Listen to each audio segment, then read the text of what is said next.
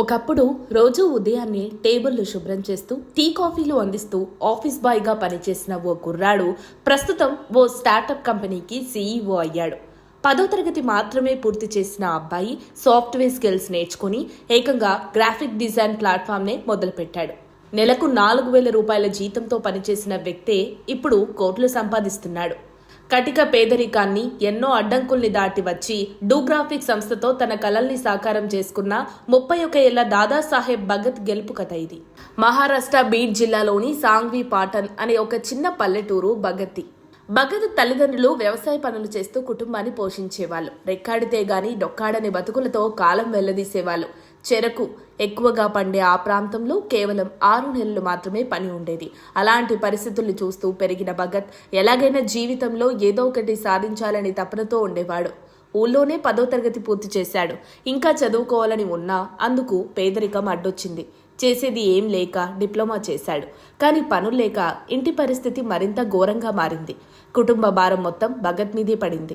దీంతో చిన్న ఉద్యోగమైనా దొరక్కపోతుందా అన్న ఆశతో పూణేకి బయలుదేరాడు. కానీ అప్పుడే మొదలైంది అసలైన పోరాటం.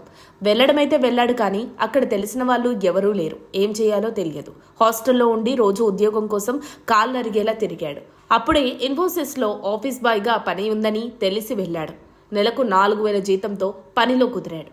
రోజు ఉద్యోగులకు మంచినీళ్లు, టీ, కాఫీలు అందిస్తూ ఉండేవారు. 1,000 రూపాయల జీతం అందుకుంటున్న ఆ ఉద్యోగులు చూస్తుంటే భగత్కి కాస్త అసంతృప్తిగా అనిపించేది.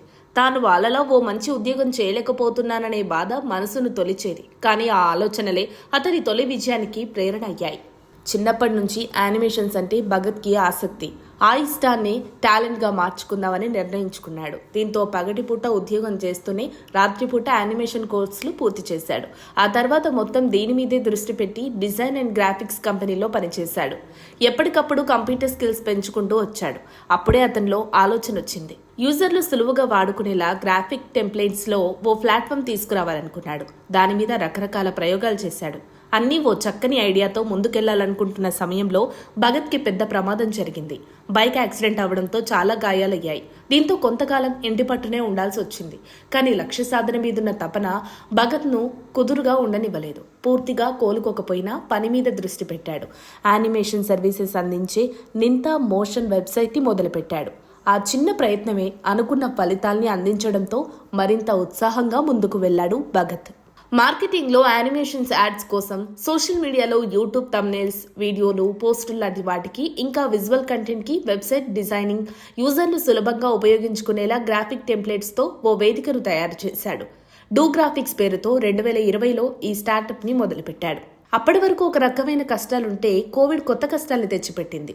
పూణే నుంచి మళ్లీ ఊరికి వెళ్లాల్సి వచ్చింది. ఎలాంటి పరిస్థితులు ఎదురైనా తన లక్ష్యాన్ని చేరడానికి వాటిని తనకు తగ్గట్టుగా మార్చుకునే భగత్ ఊళ్ళో ఉన్న యువకులందరినీ ఓ చోటుకు చేర్చాడు. తన స్టార్టప్లో వాళ్ళందరినీ ఉద్యోగులుగా నియమించుకున్నాడు. ఊరికి దూరంగా పశువుల కొట్టంలో మళ్లీ డూగ్రాఫిక్స్ ఆఫీస్ను ప్రారంభించాడు. ఈ వెబ్సైట్కి వేలాది మంది యూజర్లు వచ్చారు. మార్కెట్లో మంచి పేరొచ్చింది. షార్క్ ట్యాంక్ ఇండియా సీజన్ 3లో భగత్ స్టార్టప్ కంపెనీలో ఏంజల్ ఇన్వెస్టర్స్ కూడా పెట్టుబడి పెట్టారు. అంచెలంచెలుగా ఎదుగుతూ ప్రస్తుతం కోట్ల రూపాయల కంపెనీ అయింది. మారుతున్న టెక్నాలజీకి తగ్గట్టు అప్డేట్ అయితేనే మార్కెట్లో నిలబడగలం అన్న మాటను బలంగా నమ్ముతూ కృత్రిమ మేధ మీద ఫోకస్ చేశాడు భగత్. ప్రస్తుతం ఏఐని ఉపయోగించి మహాభారతం వెబ్ సిరీస్ను తీస్తున్నాడు. నేను చేయలేను అన్న ప్రతికూల భావనను నేను చేయగలను అన్న సానుకూల భావనగా మార్చుకుంటే ఎంత పెద్ద లక్ష్యాన్నైనా సాధించొచ్చంటూ తన విజయ రహస్యాన్ని చెబుతాడు భగత్. ఆనాడు ఒక సాధారణ ఉద్యోగం చేసుకునే దాదాసాహెబ్ ఫాల్కే ఇండియాకు సినిమాను పరిచయం చేసినట్టు నేడు ఒక సాధారణ యువకుడు భగత్ కోట్ల టర్నోవర్తో నడుపుతున్న కంపెనీకి యజమానవ్వడం. అమరసింహుని నామలింగాను శాసనం ప్రకారం భగత్ కూడా ఇండియాకు ఏదో కొత్త టెక్నాలజీని పరిచయం చేయడానికి పుట్టినట్టు అది అతని పేరు భగత్. భగవద్గీతతో సారూప్యత కలిగి ఉండటం, ఏఐని ఉపయోగించి మహాభారతాన్ని నిర్మించడం, ఇవన్నీ ఏదో లోక కళ్యాణం కోసం విశ్వం అతన్ని ఎంచుకుందని నమో భావిస్తుంది.